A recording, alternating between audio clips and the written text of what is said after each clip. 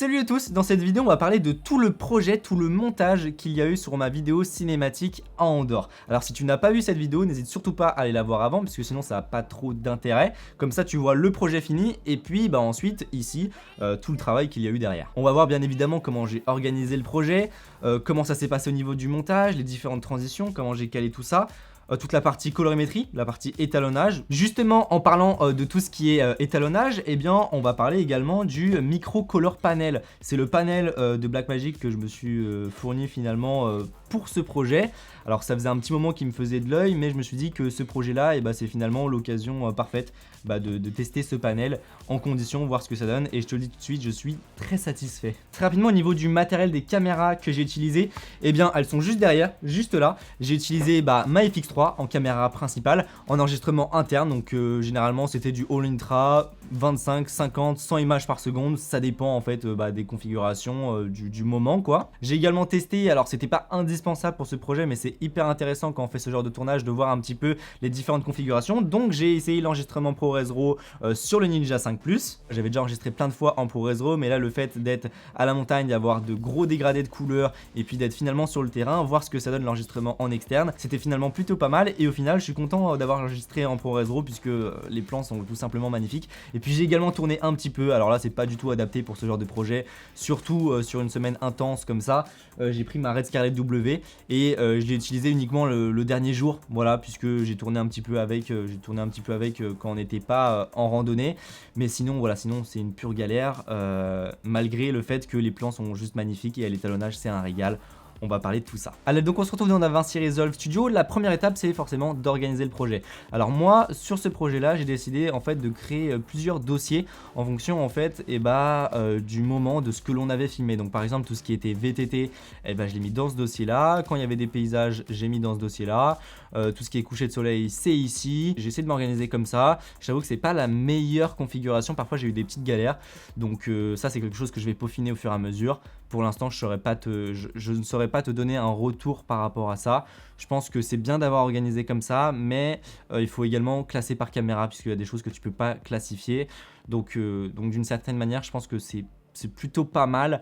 Mais c'est pas encore le top du top de la configuration de projet. Ensuite j'ai balancé tout ça dans la timeline et il me semble qu'à la toute base j'avais une timeline qui faisait 7 heures. Et alors pourquoi ça fait 7 heures? Tout simplement parce que j'ai filmé énormément en 4K, en 4K 100 et donc forcément j'étais en SNQ et donc ma vidéo finale est déjà en fait au ralenti et donc forcément les ralentis comme ça à la chaîne ça fait beaucoup d'heures et donc j'avais 7 heures. Et même chose hein, là tu le vois, ma timeline qui est déjà des rushs là elle fait 5h50, mais c'est pas très grave tout simplement parce que tout ça c'est que du slow-mo et donc en fait forcément c'est à l'échelle du slow-mo quoi. Donc c'est pas très grave, tu vois, quand je scroll comme ça, j'arrive très bien à visualiser les différents plans, tu vois, c'est pas galère, en tout cas moi personnellement ça m'a pas posé de problème.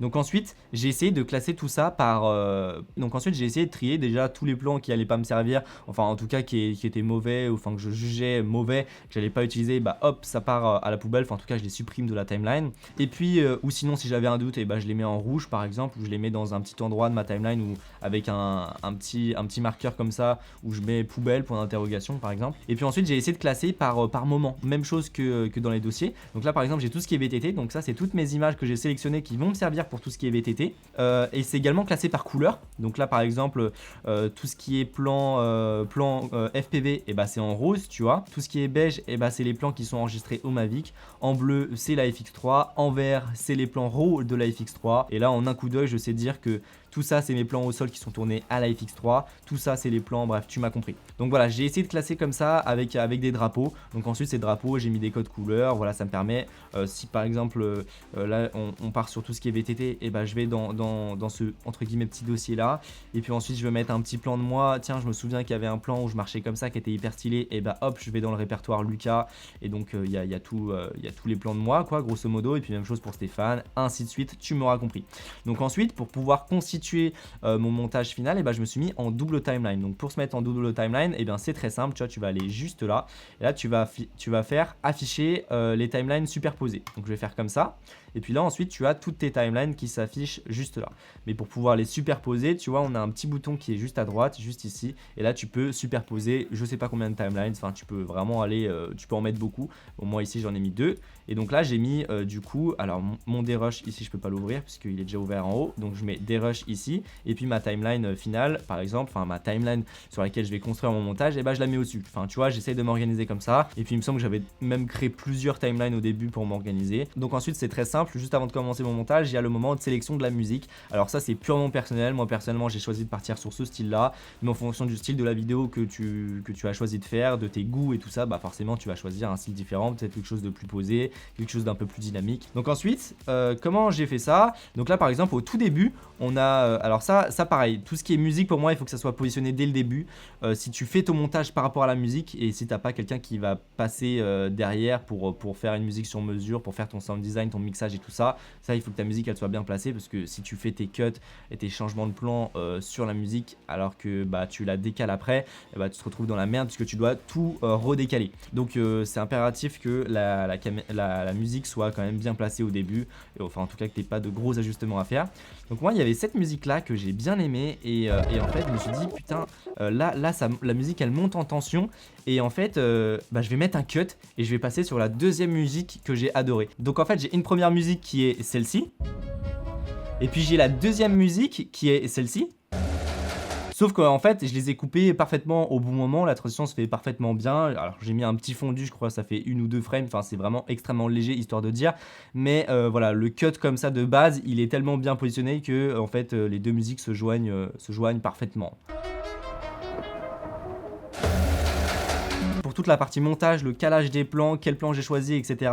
C'est quelque chose qui est très personnel. Voilà, si je donne les mêmes plans à une autre personne, il va pas du tout faire le même montage. Par contre, je vais t'expliquer comment j'ai fait.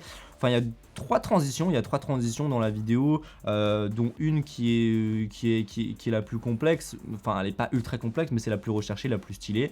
Alors, il y en a une qui se fait, qui est tout simplement un cut, hein, c'est au moment de la rivière. Donc là, comme tu peux voir, on a Stéphane, ensuite on a la chaussure de Stéphane, et puis ensuite, eh bien, en fait, je me suis aperçu que sur 2 plans, je suivais sa chaussure et que je pouvais faire correspondre les deux, et donc j'ai tout simplement fait un cut, mais pour le coup, c'est vraiment un cut. Comme tu peux voir, j'ai essayé de faire matcher un petit peu les deux chaussures, c'est même pas parfait, mais en fait, dans la continuité, eh bien, ça se lit parfaitement. Et puis en plus, avec le SFX, tu renforces un petit peu l'effet, ce qui fait que bah voilà, ça se fait très bien. Ensuite, il y a une deuxième transition qui est vraiment toute bête. Généralement, c'est quelque chose qui arrive sur le côté, mais là, le fait que ça arrive sur le dessus, je trouve que ça change, puisque bah, du coup, on le voit pas venir. En fait, tu vois, là, je donne enfin, Stéphane, du coup, qui est en train de filmer, parce que tous les plans, enfin, j'ai filmé toute la vidéo, sauf tous les plans, on me voit moi, où là, pour le coup, c'est Stéphane qui a filmé. Et d'ailleurs, je vous mettrai, bah, on a fait tout simplement, nous deux, des projets. Lui, il a sorti deux vidéos sur Andorre, 2 ou 3 vidéos, je crois qu'il est en train de monter une 3e sur tout ce qui est VTT. Et je te mets tous les liens dans la description si tu veux aller voir sa chaîne YouTube. Et donc là, ensuite, il donne un mouvement de caméra vers le haut, et en fait, ça fait super bien la transition avec la suite, puisque sur un autre plan qui est aussi tourné à FX3, et bien en fait, je passais en dessous d'une barrière. Alors du coup, ça se fait super bien parce que j'ai juste découpé. Alors ça, c'est très simple, hein, tu fais tout simplement un petit masque, tu vois, il est juste là. C'est un petit masque avec des keyframes, et puis alors ça peut même marcher en automatique. Là, je l'ai pas fait en automatique, je l'ai fait en manuel, puisque bah voilà, il y a genre vraiment ouais, si t'as 10 keyframes, et donc voilà, ça s'enchaîne très bien. Je crois qu'il y a même pas de masque progressif. Si, il y a un petit masque progressif, tu vois, un petit dégradé. C'est génial. D'ailleurs, il est même pas bien renommé. Hop, ça serait plutôt masque. Et bref, j'ai relié du coup mon alpha à la sortie alpha, et puis du coup ensuite ça fait sauter tout le bas. Tu vois, si je déconnecte, et bien j'ai le bas qui apparaît, et que là, comme je relie, boum, ça me conserve uniquement tout ce qu'il y a dans le masque. Donc ça, c'était la première transition, rien de plus compliqué, ça c'est très classique. Ensuite, il y en a une deuxième qui reprend un peu le même principe. Alors celle-ci, elle est un peu plus complexe, parce que bah effectivement, on était dans un mouvement. Donc là, en fait, voilà, on voit la baie, et puis ensuite on était sur ce plan là. Alors ce plan là, je savais pas trop ce que j'allais en faire, et puis je l'ai vu, je me suis dit tiens, il y a un truc à faire avec peut-être une transition qui passe dedans. Je suis vraiment pas très fort en tout ce qui est transition, effets visuels et tout ça, mais j'essaye d'apprendre de plus en plus. Donc voilà, j'essaie de faire au mieux pour que ça rende le mieux possible. Donc du coup, j'avais ce plan là. Donc ça, c'est le plan d'origine. Donc ça, c'est nickel. Et puis donc ça, c'est dans une composition fusion. Je vais te l'ouvrir dans la timeline. Voilà. Donc ça, c'est le premier plan. Tu vois, le premier plan, c'est celui-là. Hop, c'est celui d'origine. Ensuite, je les freeze. Tu vois, donc là, dans variation de vitesse, je les freeze. Comme ça, ensuite, tu vois, c'est une seule image, tu vois, qui reste fixe. Donc ça, c'est tu vois, c'est une image que j'ai allongé le temps de faire la transition. Sur ça, en fait, j'ai ajouté du shaky cam, mais c'est à la suite. Donc là, on va aller dans l'espace étalonnage, tu vois. Et donc sur ce plan là, donc c'est le plan de base, tu vois, il se passe rien, tu vois, c'est le plan d'origine. Et sur celui-là, donc à partir du moment où j'ai mis le freeze, eh bien je suis venu faire deux masques. Un premier masque qui est juste là, qui vient faire le contour de la fenêtre, et puis, enfin le côté droit, et puis un deuxième masque qui fait le côté gauche. Je les ai reliés ensemble par la sortie alpha, tu vois, donc mon premier masque, il se transfère sur le deuxième. Donc du coup, comme on peut voir dans la fenêtre alpha, eh bien on a bien nos deux petites fenêtres qui sont détourées. Et je les relie, tu vois, comme ça, à la sortie alpha. Ce qui fait que tout ça, bam, ça saute. Et ce qu'il y aura en dessous, du coup, dans ma timeline, eh ben, ça va prendre le relais. Donc ça, voilà, rien de plus compliqué, du coup, sur cette partie-là. Voilà, c'est cette petite composition fusion, c'est tout simple. Ah oui, et il y a un zoom. Tu vois, il y a un zoom du coup. Alors, je sais que normalement, il faut faire une petite il faut modéliser une caméra 3D et puis ensuite zoomer dedans pour que, il me semble que ça rend mieux. Ça rendait plutôt bien comme ça. Et puis après, du coup, j'ai mon zoom. Mais comme tu peux voir, mes bords ils sont nets. Sauf que, eh ben, c'est censé être un peu flou puisqu'on est censé rentrer dedans. Donc du coup, eh bien, c'est pour ça que j'ai créé une composition fusion juste là parce que de base j'avais mon cut qui était juste ici. Et dans fusion, en fait, je suis venu ajouter du blur. Hop, directional blur. Et donc voilà, tu vois, tu as des petites keyframes qui sont juste là à partir du moment où ça commence à zoomer jusqu'à la fin de mon zoom grosso modo. Et là je suis venu ajouter du flou. Voilà, donc ça rien de plus compliqué. Ensuite c'est juste deux petites keyframes, c'est génial. Donc maintenant par dessous du coup normalement je me retrouve avec ça de ce qu'on a fait. Donc là, j'ai mon premier plan, ensuite, bam, ça saute, et puis je vais avoir mon zoom. J'ai mis mon plan drone en dessous, tu vois, comme c'est celui-ci. Donc là, j'ai mon plan drone, et du coup, ça, c'est comme ça que ça rend. Ensuite, j'ai mon zoom. Maintenant, pour faire la transition, tu vois, entre le moment où j'ai ma fenêtre et puis le moment où j'ai mon drone, et bah, je suis venu ajouter un burn flare, je crois que ça s'appelle comme ça, burn transition.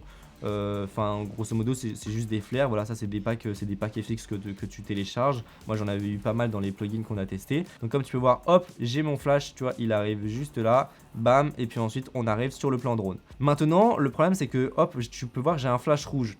Et ce qu'il y a de plus réaliste, c'est que le rouge, eh bien, il reflète sur la roche. C'est pour cela que dans l'espace étalonnage juste là, eh bien, je suis venu en fait avec des keyframes juste là, et avec mon offset, tu vois, mon offset normalement il va réagir. Tac, tac, tac, hop, tu peux voir que je suis venu, en fonction de la couleur qu'il y avait, donc là en l'occurrence il y a du orange, je suis venu tirer un peu plus mon offset dans les oranges, là du rouge, je suis venu tirer dans le rouge, etc. Donc voilà, ça c'est tout simplement des petites keyframes, et puis je suis venu jouer un petit peu dans l'espace étalonnage. Donc une fois que c'est fait, bah voilà, la transition en fait elle est terminée, j'ai mon blur, j'ai mon zoom, j'ai mes petites réflexions de lumière sur la roche, tu vois là on a caméra shake, mais ça c'est une transition, et dans FX tu vois là, voilà, on a mouvement de caméra, c'est juste ça. Et donc ça ensuite tu viens le paramétrer comme tu veux, et tu viens lui mettre des petites keyframes pour faire en sorte que, tu vois là ça augmente petit à petit, et puis ensuite ça shake pas mal. Voilà, ça fonctionne, on rentre dedans, et puis ça s'enchaîne. Voilà, donc ça c'était la deuxième ou troisième transition, je sais plus, mais bref.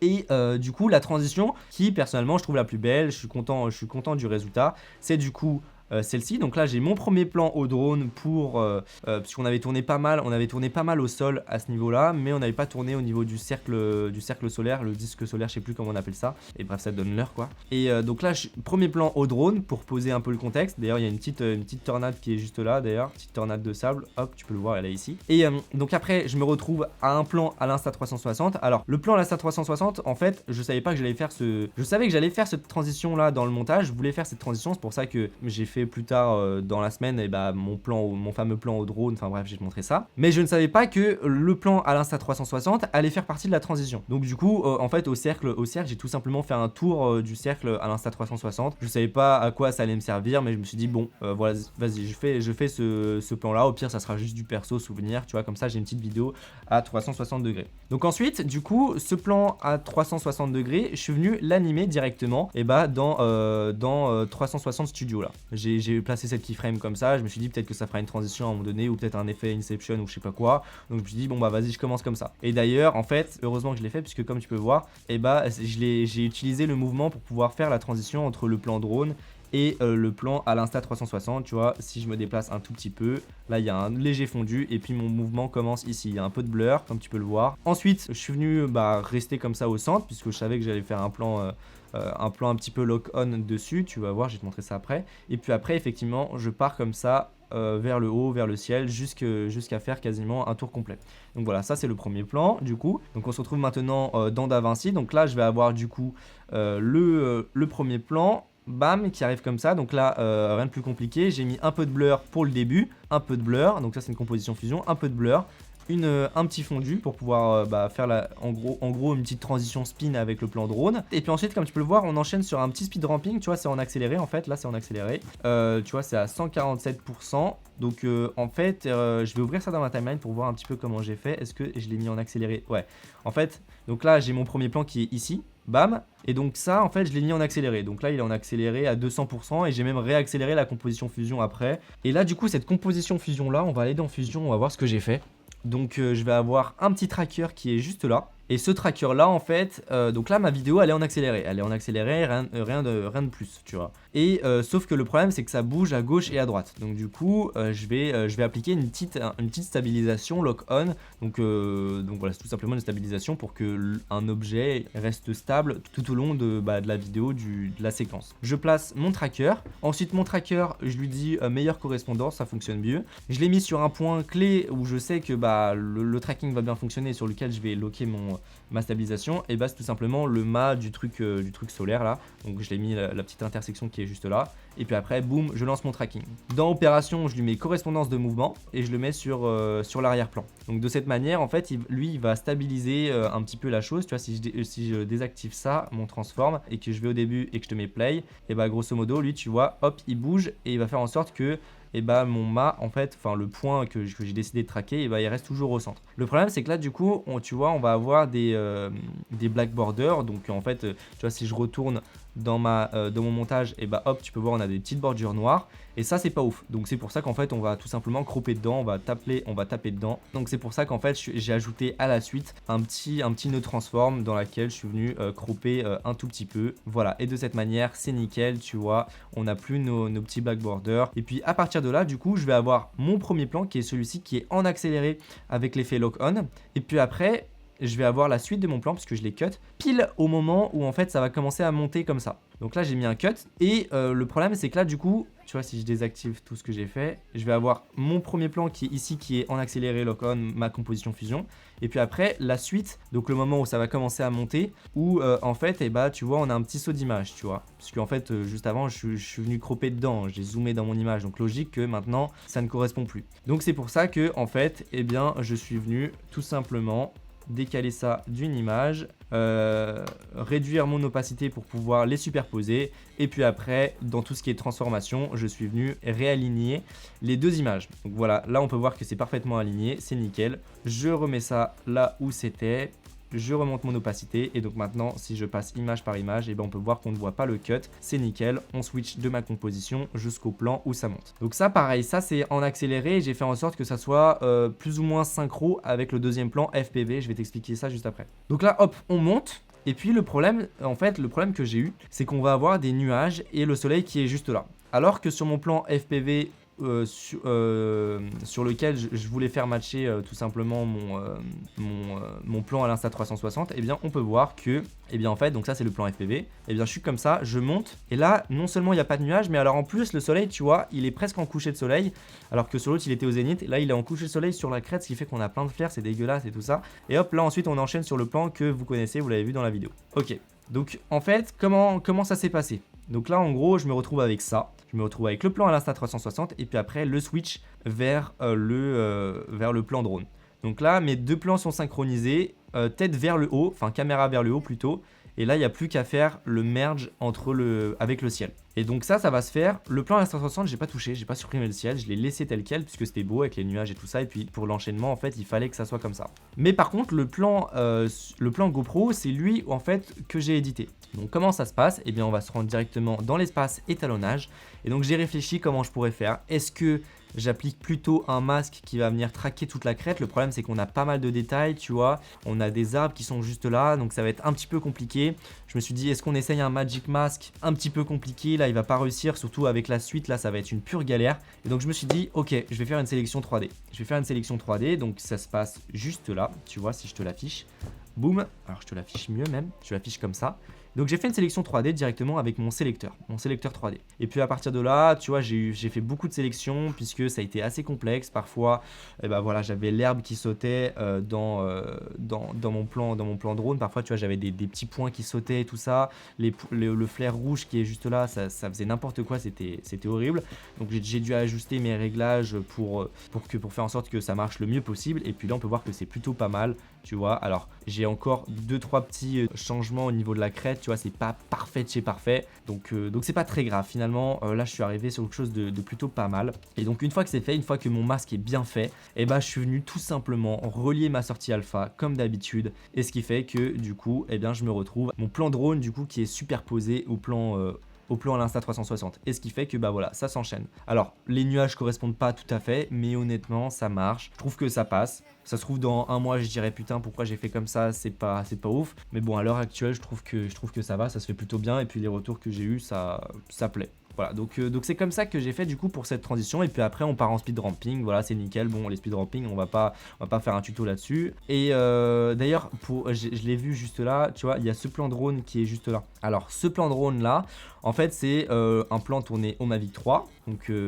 voilà, rien de plus classique. Le truc, c'est que j'étais à très haute altitude, je crois que j'étais à plus de 500 mètres, enfin bref, et que je m'approche plutôt lentement. Enfin, je suis au maximum de la vitesse, mais forcément, j'approche lentement, sauf que moi, je voulais quelque chose d'assez dynamique. C'est pour cela que mon plan au Mavic 3, eh bien, en fait, je suis venu l'accélérer. Voilà, je l'ai accéléré à 500%, comme tu peux le voir. Et comme tu peux voir, forcément, je bouge. Parce que de base, je pensais pas que j'allais faire un accéléré comme ça. Et donc je bouge. Le problème, c'est que bon, ça rend pas super bien. Et moi, je me suis dit, bon, j'ai envie de faire un truc qui est loqué pareil sur les pistes, sur les descentes de VTT. Donc qu'est-ce que j'ai fait? Et du coup, pareil, c'est exactement la même chose que pour la transition avec l'Insta360. Je suis allé dans Fusion et j'ai fait un tracking. Donc on va dans la page Fusion, tu le vois juste là, c'est exactement le même principe. J'ai un tracker. Mon tracker, je l'ai traqué sur ce point-là, sur cette petite botte d'herbe qui est juste là. Et puis ensuite, voilà, correspondance de mouvement sur l'arrière-plan, c'est nickel. J'ai mon nœud transform qui lui va venir zoomer un petit peu pour pouvoir faire en sorte qu'on voit pas les marges noires, les black borders là. Voilà pour le montage, donc il n'y a rien de très compliqué techniquement parlant en termes d'effets visuels et tout ça. C'est juste de la synchro, du cut placé au bon endroit, du speed ramping, du sound design ensuite qui accompagne la vidéo, et puis les 2-3 transitions qu'il y a. Voilà, c'est tout. Après pour la fin, voilà, c'est du texte, donc ça on va pas en parler. Et puis après, tu vois, j'ai mes petites letterbox qui descendent. Donc pour la partie étalonnage, ça a été un gros travail. Pour la partie montage, en fait, pour te dire, alors il y a eu une demi-journée pour trouver tout ce qui est musique et tout ça, et l'organisation du projet. En fait, il y a eu une journée pour organisation du projet, les musiques et le dérush. En gros, c'est ça. Sachant que le dérush, en fait, je l'avais déjà un peu fait, puisque le tournage, c'était il y a 3 mois, en fait. C'était cet été, et puis c'est que maintenant que je fais le montage. Une journée complète de montage. Donc, quand je parle de montage, c'est vraiment de placer les plans sur la timeline, de synchroniser un peu tout ça avec la musique. Enfin, voilà, c'est vraiment de mettre les plans bout à bout. Et puis après, il y a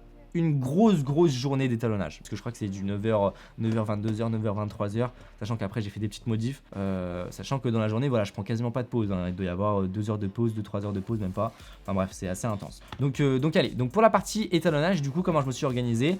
Alors j'ai essayé du coup de faire des groupes un peu avec tout ce qui est drone, avec tout ce qui est plan au sol et tout ça. Alors je me repère assez facilement finalement, puisque les plans drone en fait c'est tout ce qui est cinéma 4K, tu vois, donc c'est le C4. Et puis après tout ce qui est RED, c'est marqué RED. Le DNG, je sais que c'est la FX3 directement. Et maintenant c'est vrai que si vraiment tu veux t'organiser, c'est mieux de me faire des groupes, de faire des drapeaux comme je fais pour mes vidéos YouTube. J'ai toujours des drapeaux et tout ça en fonction des caméras. Mais voilà. Donc on va commencer par ce plan, par exemple. Je le trouve vraiment très joli, très sympa. Donc c'est du Mavic 3. Le Mavic 3, il a quand même t'arrives quand même à bien pousser les couleurs, contrairement à tout ce qui est plan drone. Les plans GoPro, on va en parler, où j'ai eu beaucoup de mal. Donc comment j'ai fait? Donc déjà, dans un premier temps, il va y avoir une conversion. Moi, j'étalonne tout le temps en wide gamut. Donc on va pas parler de technique. Je vais vraiment montrer dans cette vidéo comment j'ai fait moi. Après, pour tout ce qui est technique, c'est encore une autre vidéo qu'il faudrait faire. Et voilà, donc j'ai converti, du coup, tout est en log à chaque fois. Donc là, du coup, c'est du D-Log. Et j'ai converti, du coup, mon D-Log, donc du coup DJI Gamut directement vers mon espace Wide Gamut, donc le DaVinci Wide Gamut. Et puis ensuite, comment ça se passe globalement sur ma timeline, c'est toujours organisé de la même manière.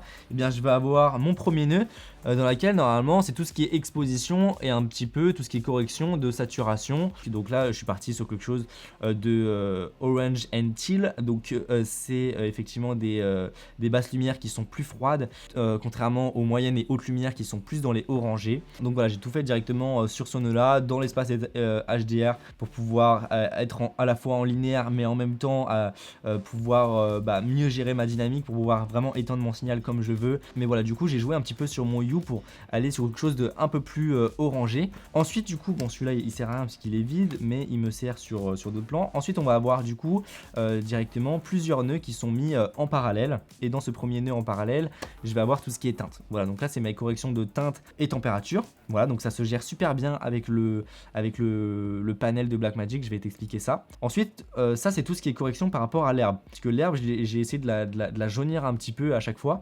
Et donc là, en gros, sur ce nœud là, tu vois, hop, si je le réactive, on peut voir la sélection qui prend, alors là en plus c'est même pas très bien fait, qui prend du coup toute la montagne et qui me prend un petit peu le nuage. Et du coup, ensuite, après, je suis allé le basculer directement avec mon offset vers quelque chose de un peu plus orangé. Ensuite, je vais avoir mon ciel. Alors ça, en fonction des plans, parfois je désaturais, parfois je sature, parfois j'assombris, enfin bref, ça dépend. Et là, du coup, je vais avoir mon ciel, tu vois, je l'ai sélectionné directement. Alors soit je sélectionne directement avec le sélecteur HSL, c'est ce qu'il y a de plus simple, mais quand ça galère ou quand c'est un peu plus technique et tout ça, et bah j'utilise directement le sélecteur 3D. Donc voilà, donc là j'ai ma petite sélection, et puis là je suis venu désaturer un petit peu, tu vois, si je te montre le avant après. Je suis venu ajouter, alors ça, Dianceur, du coup on en a parlé, mais du coup un peu de highlightation, et j'ai pas ajouté de grain, mais uniquement un peu d'highlightation et du bloom, il me semble, si je dis pas de bêtises. On va vérifier ça tout de suite. Ah, si, bloom, je l'ai activé un petit peu, j'en ai mis un petit peu, tu vois, je l'ai mis au minimum, et j'ai mis un peu d'highlightation, mais sinon c'est tout. Ça me permet d'avoir du coup cet effet un petit peu de diffusion et cet effet orangé sur les points de contraste, les crêtes quoi. Et ensuite je vais avoir mon denoise qui est juste là. Alors là, léger denoise, par exemple sur ce second plan tourné au Mavic 3, et c'est exactement la même chose, on le retrouve au plan en plan d'introduction, tu vois, il est juste là. Et bien on peut voir que du coup c'est le même principe, hein, grosso modo, mais si je te prends, alors tu vois, si je te les désactive tous, hein, les nœuds en parallèle, et que je te laisse juste les petites corrections et tout ça, grosso modo on se retrouve avec ça. Alors bon, déjà la balance des blancs est mal faite, donc ça se corrige très bien, tu vois, directement dans mon premier nœud il est toujours en haut, teinte et saturation. Alors là il est très chaud, tu vois, si quand je l'active comme ça il est très chaud, mais tout simplement parce que après quand je suis venu ajouter mes nœuds à la suite, tu vas le voir quand je les active tous, et bah c'était du coup pour aller sur quelque chose d'un peu plus chaud, surtout dans mes arbres et au niveau du lac. C'est pour ça que c'est un peu plus chaud quand tu l'actives tout tel quel. J'ai copié l'étalonnage du plan précédent qui était celui-là, et en fait quand je l'ai mis dedans, et bah ça m'a donné un petit peu ce look comme ça. Je me suis dit tiens, super sympa, en fait on va continuer dans cette optique là. Ce nœud là, lac juste là, comme tu peux voir, et bah ça va sélectionner directement toutes mes teintes un peu froides, tout ce qui se rejoint un petit peu au bleu. Donc on va avoir effectivement tous les arbres qui sont très bleutés, mais également toute la partie où on a l'eau finalement, la cascade. Ensuite on va avoir les arbres que je suis venu un peu plus orangé, donc là hop, j'ai sélectionné mon orange. On va avoir la roche, alors la roche je la trouvais un peu trop magenta, donc du coup j'ai fait une sélection, et puis je suis venu déjà redescendre un petit peu l'exposition, et puis ajouter un petit peu de vert. Et puis après on va avoir le ponton, le ponton qui tirait vraiment dans les jaunes et dans les magentas. Donc du coup pareil, je suis venu redresser ça avec une petite sélection comme tu peux le voir. Alors les sélections à la fois en 3D mais également via un masque, puisque ça me sélectionnait plein d'autres choses dans la scène. Pour faire ressortir un petit peu mon lac, j'ai fait un tout petit masque radial, je suis venu le traquer, remonter un tout petit peu l'exposition, et puis voilà à quoi ça ressemble. Alors c'est très léger, mais tu vois, ça fait une toute petite diff. Et puis après j'ajoute mon plugin Dianceur, alors là il n'y a pas de denoise, pas besoin, et voilà le résultat. Ici on a un plan drone qui reprend exactement le même principe, mais comme tu le vois on a un tout petit peu plus de choses, tout simplement parce que tu vois, si je te désactive ça et ça, et en fait je voulais que l'œil se focalise vraiment sur le centre de l'image. Alors j'aurais pu faire un masque radial directement comme ça, mais en fait je suis parti directement avec un dégradé à gauche et à droite. Donc en fait j'ai un tout petit dégradé qui est juste là, j'en ai un deuxième qui est hop juste là, Et puis ensuite, j'ai relié l'alpha des deux pour ensuite obtenir la diagonale du centre. Donc du coup, ça me donnait ça, tu vois. Donc là, j'ai descendu l'expo à gauche et à droite. Et ensuite, le centre, je l'ai remonté je suis venu contraster un tout petit peu plus le centre. Voilà. Si je te désactive uniquement les côtés, voilà à quoi ça ressemble. Maintenant, hop, tu vois, je t'active, désactive. Et bah, ça se permet qu'on se focalise uniquement sur tout ce qui est circuit. Sur tous les plans à la GoPro. Alors, c'est vrai que j'ai eu pas mal de retours par rapport à ça. Et c'est vrai, hein, c'est tout à fait le cas, je le constate. Et j'ai beaucoup galéré lors de l'étalonnage, en fait. C'est que la GoPro, et ben j'ai appris après qu'on pouvait enregistrer en 10 bits avec. Pour moi, elle était tout le temps, la GoPro 11, elle a été bloquée au 8 bits. Et en fait, si depuis une mise à jour, tu peux faire du 10 bits, mais uniquement en open gate en 8/7. Et moi, j'ai toujours enregistré avec la GoPro en 4 tiers pour pouvoir faire du 16/9 une fois la stabilisation sur Giroflow. Donc voilà, un petit peu dégoûté, puisque du coup, je me retrouve avec du fichier 8 bits. 8 bits en soi, c'est pas problématique, mais venant d'une GoPro qui en plus a un effet filmé à l'iPhone, enfin bref, full hyper net et tout ça, hyper sharp, et et les fichiers sont vraiment pas très malléables, et c'est compliqué. Voilà, c'est très compliqué, ce qui fait que j'ai eu beaucoup de mal, je t'épargne les détails, hein, mais j'ai eu beaucoup de mal à étalonner ces plans là, et je trouve que voilà, c'est pas du tout encore le cas, parce que tu as des gros gaps de couleur et d'exposition entre les plans précédents, enfin en amont et en aval des plans FPV. Et puis tu peux le voir directement dans les scopes que l'expo, tu vois, elle est assez basse, hein, finalement, sur un fichier comme ça qui est tourné en extérieur. Logiquement, tu vois, ma waveform, mon signal, il devrait être beaucoup plus haut. Le souci, c'est que quand je montais mon signal, quand j'essayais de l'étirer vers le haut, ou même de remonter tout mon signal vers le haut, et je me retrouvais avec quelque chose où j'avais finalement beaucoup de mal dans les basses lumières à réussir à donner quelque chose, à contraster l'image, j'avais beaucoup de mal. J'ai pas réussi, alors peut-être que ça vient peut-être de moi, hein, j'ai peut-être, enfin ça c'est hors de mes compétences, mais j'ai pas réussi. Voilà, j'ai pas réussi à obtenir quelque chose. C'est pour ça que j'ai obtenu le look qui s'approchait le plus dont j'avais envie en descendant un peu plus l'expo. Donc voilà, et puis je suis venu jouer avec mon Hue directement pour avoir un effet un peu plus orangé. Après il y a plusieurs manières d'avoir un effet un peu plus orangé, mais voilà, en l'occurrence j'ai fait avec mon Hue. Sur les plans FPV, pour que tu puisses te rendre compte de quelque chose, il y a quelque chose que voilà, je vais te montrer. C'est tout ce qui est masquage du drone. Voilà, puisque si je te l'enlève, en fait sur beaucoup, enfin je vais dire, allez, 30% si ce n'est plus, ou j'en sais rien, en vrai j'ai pas le taux exact, mais on a les ombres du drone, tu vois, notamment sur tout ce qui est vélo, tu vois, là il y a l'ombre du drone qui est juste là, et donc ça forcément c'est pas acceptable dans une vidéo comme ça, donc il faut le supprimer. Comment j'ai fait ça? Je vais avoir un premier nœud qui est juste là, alors tu vois là je déplace ma tête juste là, je vais avoir les keyframes qui sont juste ici, et donc du coup je vais avoir un petit masque, le petit masque je vais te le faire apparaître, il est juste là, tu vois là, en fait si je dézoome, il se prépare sur le côté, et puis à partir du moment où je vais avoir mon drone qui apparaît, je suis venu zoomer dedans. Donc là, hop, je viens zoomer dans mon image, comme ça, et puis voilà, image par image, je viens traquer mon drone. Enfin, je viens, voilà, effectivement sélectionner mon drone. Une fois que c'est fait, tu ajoutes ton nœud qui s'appelle remplacement du patch. Donc remplacement du patch, en fait, je suis venu le mettre sur la couche alpha, puisque en gros, si tu souhaites supprimer uniquement un passage, enfin une zone dans ton image, tu peux le faire uniquement avec remplacement du patch en te mettant sur ellipse. Tu vois, si tu te mets sur ellipse, tu vois, hop, tu vas le voir apparaître. Si je me mets sur FX, hop, FX, tu vois, tu vas avoir l'ellipse qui apparaît. Et donc là, en fait, tu peux remplacer ce que tu vas avoir dans ton cadre. Et donc là, je me mets sur la couche alpha, puisque du coup, comme mon drone il bouge, et voilà, de manière générale, je trouvais que c'était beaucoup plus simple, on avait de meilleurs résultats comme ça. Je suis venu faire mon masque comme je te l'ai montré. Et puis à partir de là, t'as quasiment pas de réglage à faire, enfin sauf si t'as des galères tu peux faire des réglages, mais voilà, là mon drone il disparaît. Même chose sur ce plan là, c'est le même principe, tu vois, j'avais l'ombre de mon drone qui était hop juste là sur le début du plan. Tu vois, si je te le désactive, le truc c'est que pareil c'est super moche, donc hop, même principe, je traque tout ça, c'est nickel, et puis là on n'en parle plus. Tout ce qui est plan FPV, je suis venu ajouter pas mal de vignettage, et puis pareil, il y a mon plugin Nuanceur qui est juste là, et je suis venu ajouter aussi du flou dans les bords pour renforcer cet effet de vitesse. Donc après voilà, c'est vraiment purement créatif, et tu peux aller plus ou moins dans le détail, et voilà. Maintenant on va parler un petit peu du color panel, juste avant de passer sur tout ce qui est SFX et qu'on conclut. Donc ensuite, donc pour ce panel là, en fait, ce qui est génial, ce que j'ai adoré vraiment, c'est que bah tu vois le panel il est tout petit et puis surtout en fait c'est la nouvelle version du micro panel premier du nom et on a beaucoup plus de boutons, les boutons sont rétroéclairés, tu vas avoir beaucoup de fonctions. En fait tu as 2 boutons shift qui sont juste là, de toute façon je ferai une vidéo dédiée avec. Et ce qui est vraiment très impressionnant c'est qu'en fait tu es extrêmement précis avec. Mais genre vraiment, en fait tu vas plus vite, mais bon ça c'est si tu maîtrises déjà tout l'espace d'étalonnage de DaVinci Resolve. Quand je dis maîtriser, voilà c'est se servir rapidement des outils, savoir ce qu'on va utiliser en fonction des conditions et tout ça. Voilà, enfin savoir bien utiliser déjà en temps normal l'espace étalonnage, et bah quand on te rajoute le panel, et bah tu vas vraiment plus vite. Et encore c'est pas le gros panel avec les écrans et tout ça, ce qui fait que là tu prends encore la souris. Il y a quelqu'un qui faisait une vidéo dessus et qui disait que avec un panel comme ça, grosso modo c'est 50-50, tu fais 50% au panel, 50% à la souris, et plus tu prends un panel, un gros panel avec plus de boutons, plus de fonctionnalités tout ça, et bah moins tu vas toucher à la souris. Mais là grosso modo c'est 50-50, et puis après avec le Stream Deck tu peux réduire ça. Donc là tu peux faire tes petites power windows. Alors il y aura une vidéo détaillée, hein, là on va pas faire un tuto, mais là du coup tu affiches directement ta sélection. Alors attends, je te mets comme ça directement, tu vois là tu affiches ta sélection en appuyant sur ce bouton là. Là du coup tu as viewer, donc ça c'est pour passer en plein écran, tu peux directement masquer ou pas tes plans, bon ça c'est cool. Après tu as le curseur, donc le curseur ça te permet de faire une sélection.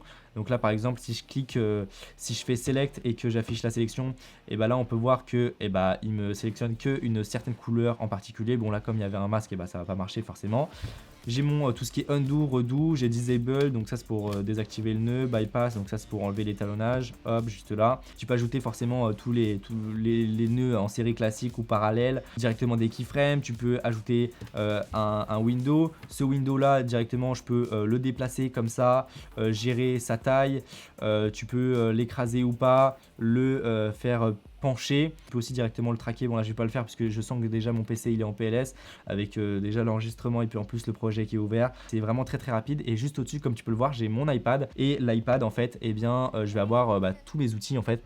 C'est je l'ai mis en prolongation de l'écran de mon Mac. Franchement trop content de ce petit panel voilà, franchement c'est un bon achat, mais il faut savoir le rentabiliser hein, parce que si c'est juste un achat comme ça, c'est vrai que ça pique hein, on est entre 500 et 600 euros, c'est pas donné. Allez, maintenant on va passer à tout ce qui est SFX. Voilà, SFX. Alors on va voir ça très rapidement. Puisque encore une fois ça c'est quelque chose de purement personnel et créatif. Tu peux faire en sorte que l'immersion soit plus ou moins profonde en fonction de ton montage, de tes compétences aussi, du projet que tu vas faire. C'est une grosse variable quoi. Et donc moi en fait j'ai beaucoup de SFX. Alors tout ce qui est SFX, ça vient directement de Artlist. Je te mets mon lien de parrainage directement de Artlist dans la description. Donc voilà, donc pour tout ce qui est SFX, il y aura une vidéo qui va sortir sur la chaîne, ça se trouve elle est déjà sortie, où en fait je te mets la vidéo mais sans la musique, uniquement tout ce qui est SFX. Et donc en fait j'ai essayé de faire en sorte de créer au mieux possible finalement l'univers. Donc par exemple je vais avoir le vent.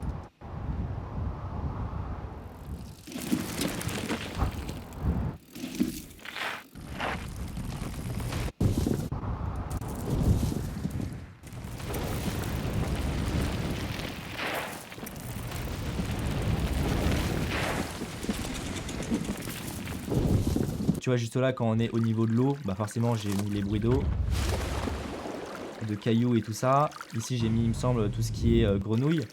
Par exemple ce plan là tu vois, typiquement ce SFX là, en fait c'est l'arbre qui est à droite. Tu vois si je te le mets en solo, tu vois c'est l'arbre qui est à droite, et du coup je suis venu faire mon pan puisqu'on est en stéréo, la vidéo sera en stéréo, et donc du coup j'ai mis mon SFX uniquement sur l'oreille droite, sur l'enceinte de droite. Donc voilà, donc là je joue avec mon pan. Après il y a des SFX où tu vois je suis venu jouer avec l'équaliseur pour faire en sorte que ça tire plus vers les graves ou les aigus, ou équilibrer un petit peu tout ça. Donc tu joues avec le volume, tu joues avec les keyframes, faire en sorte que ça revient ou ça repart. Ensuite comme tu peux le voir au niveau de ma musique, j'ai joué pas mal sur les animations. Donc les animations, ça j'ai fait un tuto complet là-dessus, mais voilà grosso modo alors toi tu as l'impression que le volume descend, mais en fait non, c'est uniquement les hautes fréquences ou les basses fréquences qui vont venir s'ajuster. Donc là je vais venir agrandir mon équaliseur juste là, et comme tu peux le voir, tu vois si je te joue la bande complète, et voilà tu vois je suis venu du coup descendre mes moyennes fréquences. Donc là comme tu peux le voir si je te le mets en solo, et voilà à quoi ça ressemble, et ça permet du coup de vraiment avoir l'impression que, là en l'occurrence on passe directement que sur les SFX, tu vois je te montre. Tu vois, alors là je suis uniquement sur la musique, mais si je te mets la SFX avec. Voilà grosso modo pour mon projet à Andorre, ma petite vidéo cinématique. N'hésite surtout pas à me dire ce que tu en as pensé déjà de la vidéo de base, quand tu vois un petit peu les backstage qu'il y a derrière, tout le travail, sachant que comme je te l'ai dit au début de la vidéo, il me semble qu'il y a 5 jours de travail dessus. Donc n'hésite pas d'ailleurs si tu as des petites recommandations, si toi tu aurais fait des choses différemment ou quoi, me mettre toutes tes petites recommandations dans les commentaires, ça peut vraiment m'aider.